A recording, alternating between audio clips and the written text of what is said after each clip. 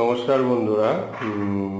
আজকে একটা গ্রামের একটা সাধারণ রান্না করব। লোটে মাছ আর একটু ঝাল ঝাল টাইপের করব আর কি, লোটে মাছের ঝাল টাইপের করব। তো কিভাবে করি রান্নাটা আপনাদেরকে দেখাচ্ছি, আপনারা দেখুন। এইভাবে রান্না করে খাবেন, দেখবেন খুব ভালো লাগবে। তাহলে রান্নাটা করছি, আপনারা দেখুন।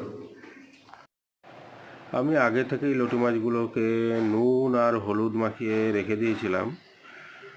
ওগুলো একটা বাটিতে আমি রেখে দিলাম।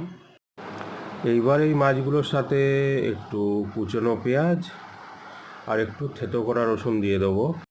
একটু বেগুন আর আলু একসাথে কেটে নিয়েছিলাম, সেইগুলোও দিয়ে দেবো।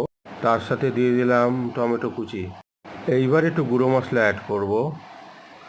তো দিয়ে দিলাম একটু জিরের গুঁড়ো, একটু ধনের গুঁড়ো, একটু হলুদ গুঁড়োও দিয়ে দেবো। কাঁচা লঙ্কা তো দিইনি, এই জন্য কাশ্মীরি লঙ্কার গুঁড়ো একটু বেশি পরিমাণে দিয়ে দেবো। আর অল্প পরিমাণে নুন দিয়ে দেবো। আর সর্বশেষে দিয়ে দেবো একটু সর্ষের তেল। সর্ষের তেলটা দিয়ে এটাকে ভালোভাবে মাখিয়ে নেব।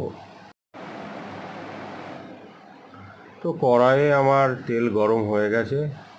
এর সাথে অল্প একটু কালো জিরে ফোড়ন হিসাবে দিয়ে দেবো। তারপরে মাছটা সম্পূর্ণ দিয়ে দেবো। তারপরে একটু নেড়ে চেড়ে একটু ঢাকা দিয়ে দেবো।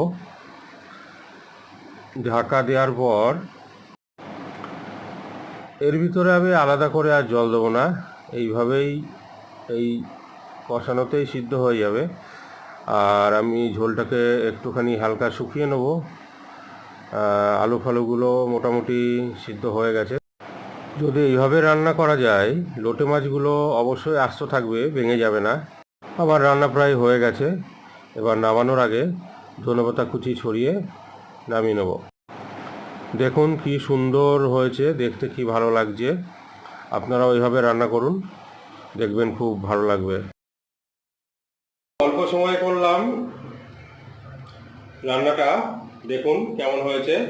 আপনারাও রান্না করে খাবেন, দেখবেন খুব ভালো লাগবে।